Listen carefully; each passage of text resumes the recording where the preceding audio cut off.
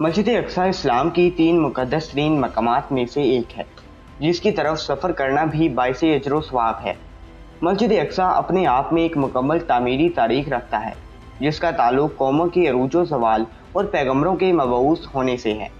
मस्जिद अक्सा हम मुसलमानों के लिए किबला अव्वल की हैसियत रखता है, जिसकी तरफ रुख करके नबी करीम सल्लल्लाहु अलैहि वसल्लम और आपके सहाब ने तकरीबन 1.5 सालों तक नमाज अदा की और यूं लोगों को ये पैगाम दिया कि इस्लाम कोई नया दीन नहीं, बल्कि ये दीन इब्राहीम की ही एक शक्ल है, जो हज़रत मूसा और ईसा अलैहिस्सलाम की तालीमात को फिर से ज़िंदा करने और असल तौरात व इंजील के पैगाम पर अमल पैरा है।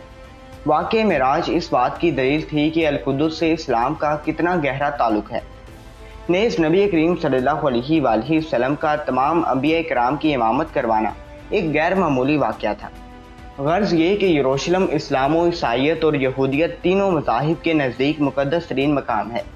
ये इलाका पैगम्बरों का मस्कन रहा है, जहाँ बेशुमार नबी मबऊस किए गए। कुरान मजीद में अल्लाह तबारक व तआला ने सरज़मीन कुद्दुस के मुतालिक सूरह अल-अराफ में फरमाया, और हमने इस कौम को कि जिसको कमज़ोर बनाया गया था, इस सरज़मीन के मशरिक़ व मगरिब का वारिस बनाया, कि जिस सरज़मीन में हमने बरकत रखी है।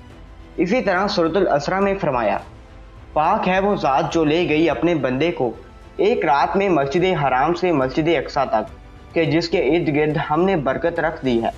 इन आयात में जिस बाबरकत सरजमीन का जिक्र है वो बैतुल मुक़द्दस और उसके गिर्द व नवाह के इलाके हैं। हदीस मुबारक में हज़ूर अकरम सल्लल्लाहु अलैहि वसल्लम ने मस्जिद अक्सा की फजीलत को बयान किया।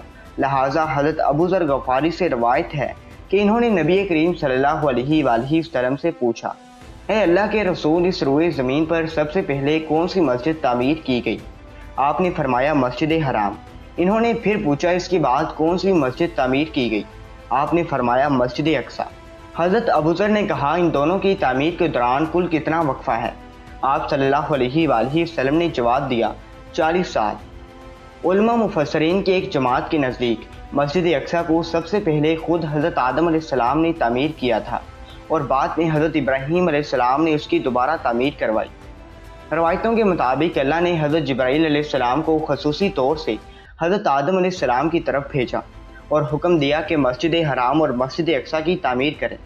इब्ने हशाम ने अपनी तारीख में लिखा कि जब बनी इसराइल फ़लस्तीन में मजबूत हुए और उनकी रियासत कायम हुई, तो हज़रत दाऊद अलैहिस्सलाम ने बैतुल मुक़द्दस की दोबारा बुनियाद रखी और फिर आपकी जानशीं और फरजंद हज़रत सुलेमान अलैहिस्सलाम ने मस्जिद अक्सा की तामीर मुकम्मल फरमाई। गर्ज़ ये कि अहादीस और तारीख़ी रवायतों से ये पता चलता है कि बैतुल मुक़द्दस को कई मरहलों और अदवार में बार बार तामीर किया गया। नेज़ इसकी तजदीद कई पैगम्बरों ने की।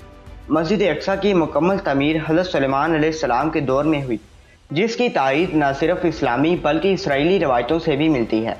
हज़रत सुलेमान अलैहिस्सलाम अल्लाह के जलीलुल क़द्र पैगम्बर थे, जिनकी सल्तनत मशरिक़ से मगरिब तक थी, और इंसानों के साथ चरिंदों परिंद, जानवर, हैवानात और जिन्नात पर भी आपने हुकूमत की थी। जिन्नात आपके ताबे और फर्मा बरदार थे। अल्लाह ने जिन्नात को आपके ताबे कर दिया था, जो हुकूमती उमूर में हज़रत सुलेमान अलैहिस्सलाम की हुक्म की तामील करते थे और बड़े बड़े काम सर अंजाम देते। लिहाजा मस्जिद अक्सा की तामीरी काम में हज़रत सुलेमान अलैहिस्सलाम ने जिन्नात को भी लगाया था। इस मस्जिद की तामीर आपके बादशाह बनने के बाद ही शुरू हो गई। बहुत अरसे बाद तकरीबन 40 सालों में मस्जिद की तामीर मुकम्मल की गई।